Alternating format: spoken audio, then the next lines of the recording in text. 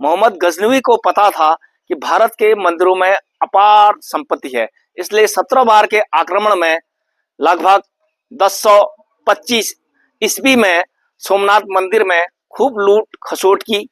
20 million दीनार भी लूट करके ले गया, 6 टन सोना और इसी प्रकार शिव मूर्तियां और लाल चंदन से बना हुआ गेट के साथ ही कई कीमती वस्तुएं लूटकर गजनवी ले गया। जब गुरुजी हमें पढ़ाया करते थे तो कहते थे भागो भागो तुर्क आ गया, यानी उन्होंने लूट खसोट के इस प्रकार के काम किए। तो एक जुमला, एक उदाहरण बना था, भागो भागो तुर्क आया। जय हिंद, नमस्कार, वंदे मातरम। ऑपरेशन सिंदूर पार्ट 1 की सफलता के बाद आज बात करते हैं ऑपरेशन सिंदूर पार्ट 2, जिसके लिए एक संयुक्त प्रतिनिधिमंडल विभिन्न दलों का, पक्ष विपक्ष का, भारत सरकार ने रखा है 7 सदस्यीय प्रतिनिधिमंडल, जो कि मिडिल ईस्ट से लेकर यूनाइटेड नेशन के समर्थित देशों को, समर्थित सदस्य देशों के बीच जाएगा और अपना पक्ष रखेगा कि किस प्रकार भारत आतंकवाद के खिलाफ लड़ रहा है, पड़ोसी मुल्क किस प्रकार की हरकतें वर्षों से करता आ रहा है। इसके अलावा सामरिक महत्व की, सुरक्षा की, सीमा सुरक्षा की, पीओके की सभी प्रकार की बातें रखने के लिए एक प्रतिनिधिमंडल बनाया है, जो खास तौर से मिडिल ईस्ट का दौरा भी करेगा। इसी मिडिल ईस्ट की बात करते हैं। मिडिल ईस्ट में अरब कंट्रियां हैं। जैसा कि मिडिल ईस्ट के लगभग बहुत सारे देशों से भारत के आज की डेट पर अच्छे संबंध हैं, फिर भी तुर्की और अजरबैजान इत्यादि देशों ने जो पाकिस्तान का साथ देकर, उसे सैन्य सहायता, ड्रोन इत्यादि देकर भारत के साथ जो धोखा किया, उसका आज विश्लेषण करते हैं। चलिए पहले चलते हैं इतिहास की तरफ। अरब सभ्यता के भारत में आगमन, यानी अरब आक्रमण से पहले भारतीय उपमहाद्वीप का व्यापार मिडिल ईस्ट की तरफ कई मायनों में था, जिससे आकर्षित होकर अरब लोग भारत की तरफ आकर्षित हुए और आक्रमण करना शुरू किया, लूटपाट करनी शुरू की। उस बीच अरबों ने यहाँ पर अपना प्रभुत्व इतना स्थापित नहीं कर सका, साम्राज्य और लोगों पर ऐसी गहरी छाप नहीं छोड़ सके जो तुर्कों ने किया।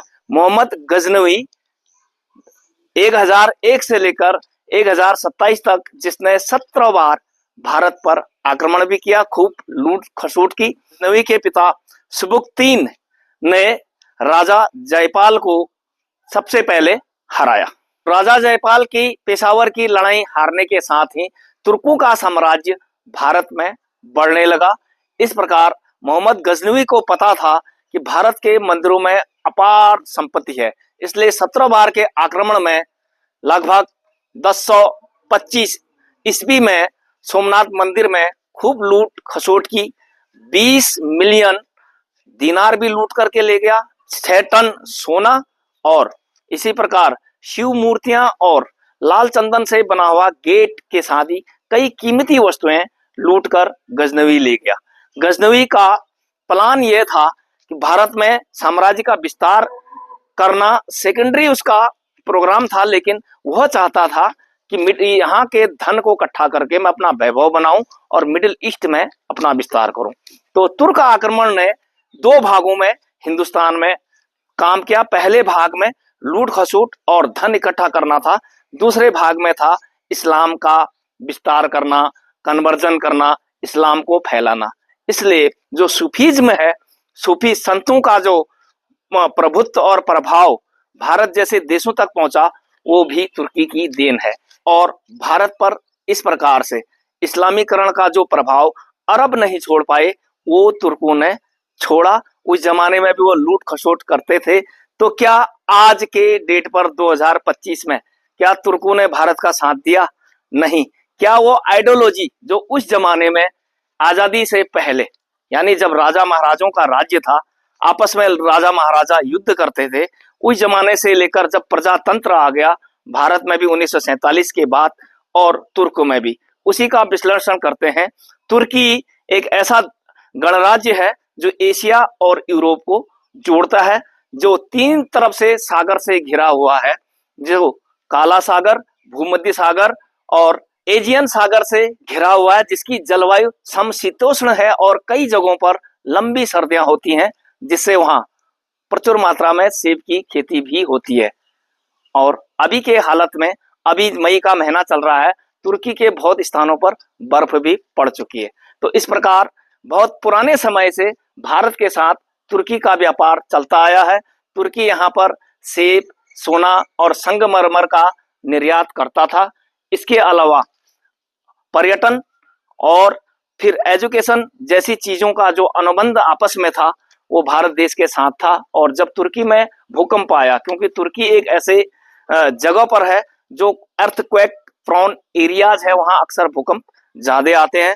भूकंप के समय भी भारत ने काफी सारी राहत सामग्री और तुर्की की मदद की, जिसका बदला उसने ऑपरेशन सिंदूर में पाकिस्तान का साथ देकर, ड्रोन भेजकर, सैन्य सहायता देकर किया, जिसे उसने ब्याज सहित चुकता किया। इसलिए विश्लेषण करना जरूरी था। क्या पहले आजादी के पहले के समय जब तुर्कों और अरबों का राज्य यानी इस्लाम का यहाँ पर प्रादुर्भाव हुआ, लुटेरे आए, से लेकर आज तक क्या तुर्की की नीयत और काम करने का तरीका बदला है? तो उत्तर मेरी तरफ से है नहीं।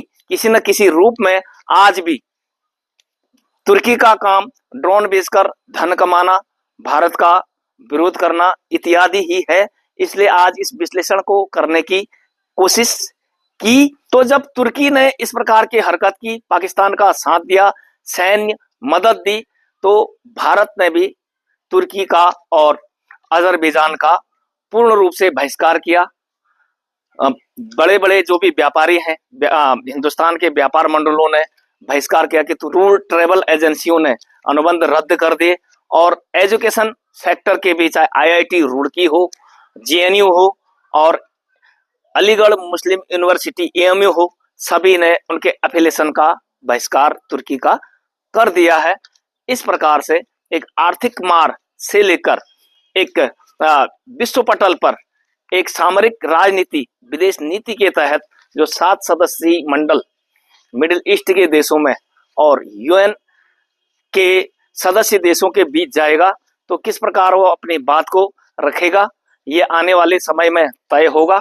और लेकिन जो विश्लेषण करने की मैंने तुर्की की कोशिश की कि कुछ भी नहीं बदला, वो तब भी लुटेरे थे, आज भी लुटेरे हैं, आज भी लुटेरे देशों का साथ दे रहे हैं। और तुर्की चाहता है कि वो भी, जो खलीफा का इनको बुखार चढ़ा रहता है कि कौन खलीफा होगा, कि आसिम मुनीर और तुर्की के राष्ट्रपति रजब तैयब एर्दोगान किस प्रकार से अपनी खलीफियत को जमाना चाहते हैं, किस प्रकार से एक कट्टर इस्लामिक जिहाद को भारत पर थोपने की कोशिश में पाकिस्तान की मदद किस प्रकार तुर्की ने की, अजरबैजान ने की, इस चीज का विश्लेषण करने की मैंने कोशिश की।